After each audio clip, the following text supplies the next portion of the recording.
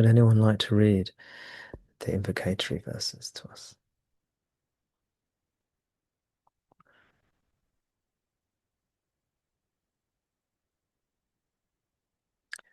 Aklis, welcome. Thank you. Hello. Hi. O Sri Ramana, bestow your grace upon me, so that I may, in experience, flawlessly attain the unequaled and unsurpassed essence of the practice of self-knowledge, the excellent path, who am I, which you have discovered to be the central and foremost among all the various paths. O Sri Ramana, the heart, who, through your grace, protects me at every moment by guiding me along the correct path. Rise from within and teach me the true import of your divine and unequaled teachings, so that I may know them in their undefiled, pristine purity. Om Shanti, Shanti, Shanti.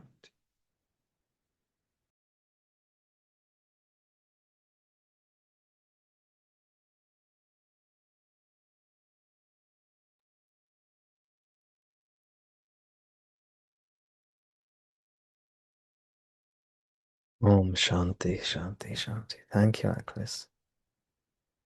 Beautiful reading. Divinely inspired reading, I felt. Thank you, Aklis. Much, much appreciated. Anyone have any questions? Anyone want to read a teaching to us?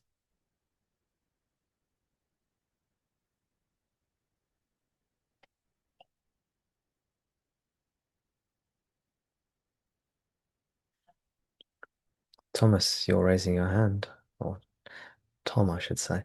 Welcome. And this is your first time attending satsang, so So I have to figure out the audio. welcome to you. Thank you. Great to have you with us. I have a question on stillness and letting go, and like being letting go seems like to be a prerequisite to being still. So it seems to me that you almost have to completely let go of everything besides awareness.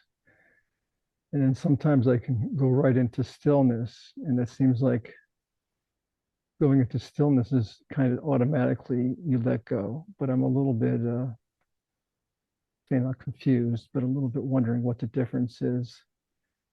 It seems like they're intertwined, but letting go completely for me would bring me into stillness. So I wonder if you could just kind of clarify that for me. That's correct. Letting go completely will bring you to stillness. That's correct. Okay.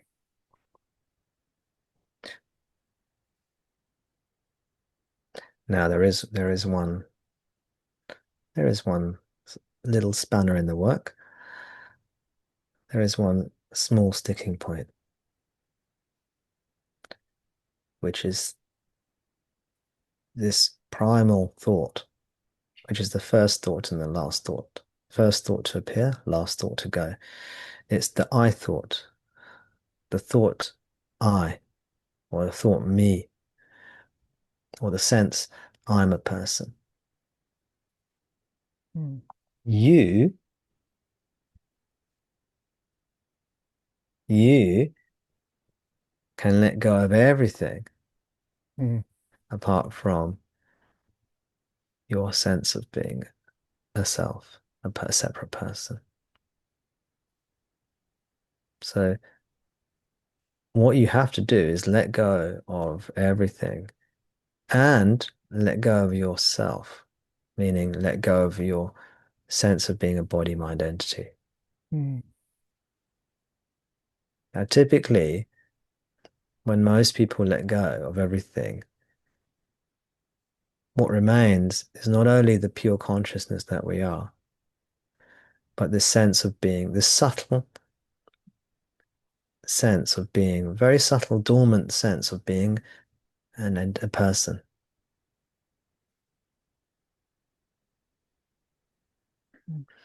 So when you've let go of everything you can let go of, and all that remains is consciousness and this very subtle sense of being a person, we have to inquire, who am I? We have to inquire, what am I? To whom does this subtle I thought, I sense appear? And in this inquiry, our attention will be turned within and we'll discover our true nature. That is why self-inquiry is held in higher regard than letting go or surrender. You have to surrender the I thought as well. And the only way to do that is through self-inquiry. It doesn't have to be verbal. It doesn't have to be verbal. It's actually a non-verbal thing. And it happens naturally. If we are, especially if we have Bhagavan as our guru, as our teacher, or we have been exposed to his teachings, we will realize, who am I? It's like you're a person. Imagine you're a man and you own a house and a farm and all these possessions, and you let go of everything. So now you're just standing in wasteland, just a person. You've got no possessions, all your farm animals and your farm machinery and everything is gone. You're just standing there alone. There's one thing left you have to get rid of, which is the sense I'm a person, I'm a body, mind. And that can only be done by turning towards what you actually are. That turning towards what you actually are, or going towards what you actually are, the self, that is what is known as self-inquiry. And that is how the first thought, which is also the last thought, is removed. That is the removal of ignorance. Ignorance is the first thought, the original thought, and it's also the last thought to be removed. It's the first thought to appear, last thought to be removed.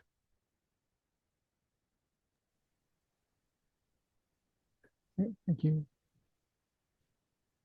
Thank you, and welcome again.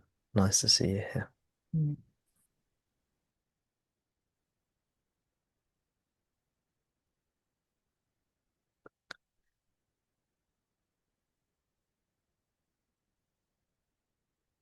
Jimmy, welcome.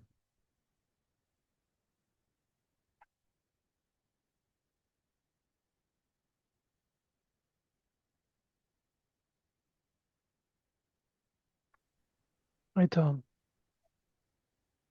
Hi. I was reading in the Seven Steps to Awakening, and I got to Maruganar section, and this really spoke to me, so I wanted to read it. Um, it's 547. In the heart, the absolute purity of imperishable grace wells up as consciousness, the supreme, so that the false, deceitful mind that says I is destroyed and disappears, no longer having any duality whatsoever to dwell upon. I exist in the heart, with the heart itself as my real nature.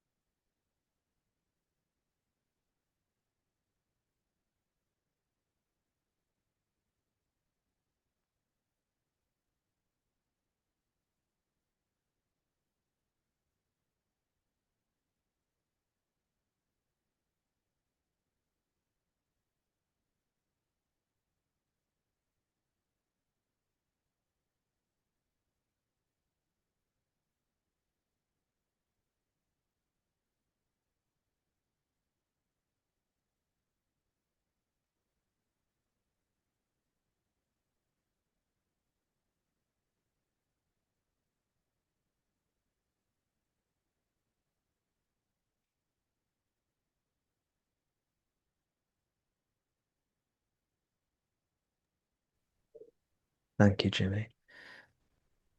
I can barely speak after you've reread that verse. Mm.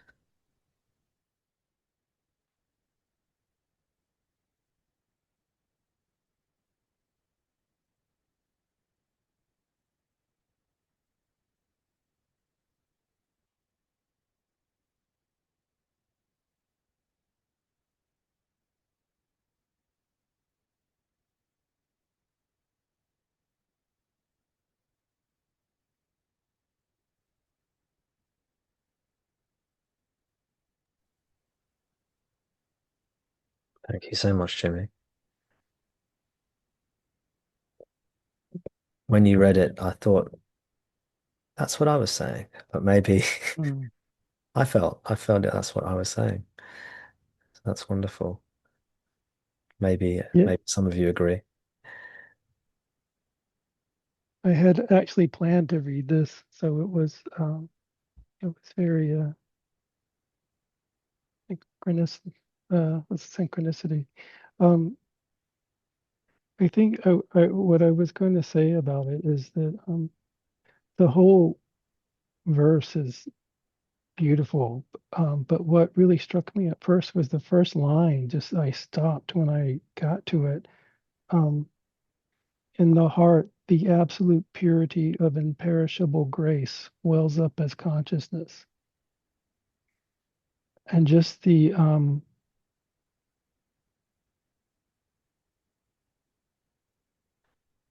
working backwards, consciousness is welling up from pure imperishable grace. I mean that is what consciousness is and not just as a concept but as an experience that you can't help but have. I mean, because it is everything. Um, yeah. Anyway, Yeah, absolutely. What a beautiful verse. I mean, to me, the words are so strong, powerful. It's like an avalanche. One word, each word is like a avalanche after avalanche, an avalanche of fullness pouring down on top of me. The words. You don't really have to even understand what all the words mean intellectually for the words to have a huge power if you can open to them, you know. These these verses, these verses I've noticed have such power to them because it's where they come from. It's where these verses have come from. It's they carry something with them. So when we read them, even if we don't understand it all conceptually, even if you do understand it conceptually, you don't have to engage with the concepts. You can engage with the concepts. That's powerful too. For me, it just the words just like they just push me into this beautiful place.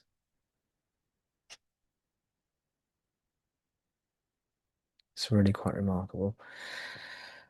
I've heard some of you say how sometimes when you watch my videos, the YouTube videos, you can feel a transmission. And how strange is that? Because you're watching a YouTube video.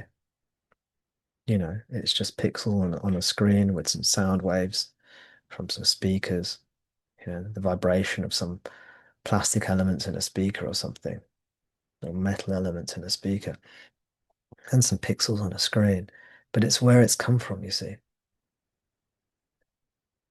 And it's the same with these words. I mean, you might be reading like, I don't know, an Amazon print on demand paper book of a translation into English of something that was written in a different language in Tamil, you know, some decades ago. And still this avalanche of fullness can descend upon us because the transmission is there because of where the words were written from.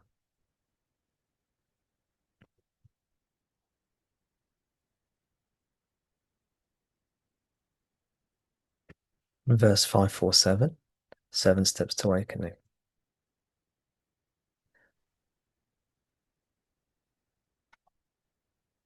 Here we go. I have my copy here to hand.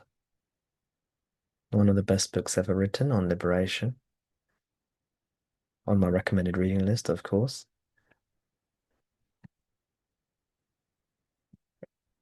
I'll read the verse. Verse 547.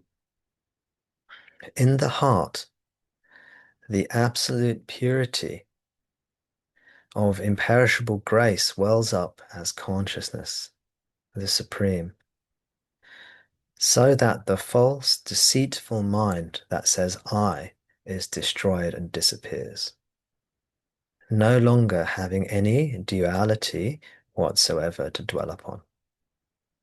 I exist in the heart, with the heart itself as my real nature.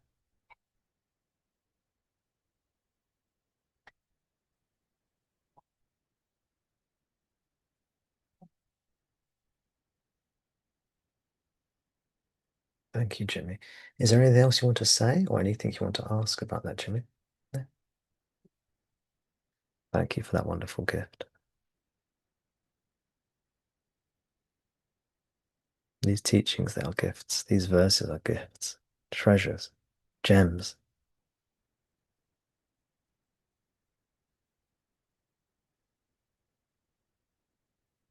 Treasure trove, gems strung together, precious jewels.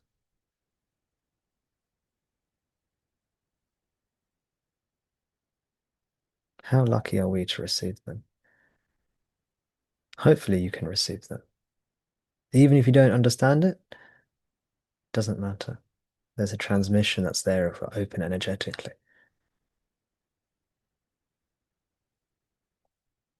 And on the conceptual level, there's so much depth. Again, thank you, Jimmy. Thank you so much. Anyone else?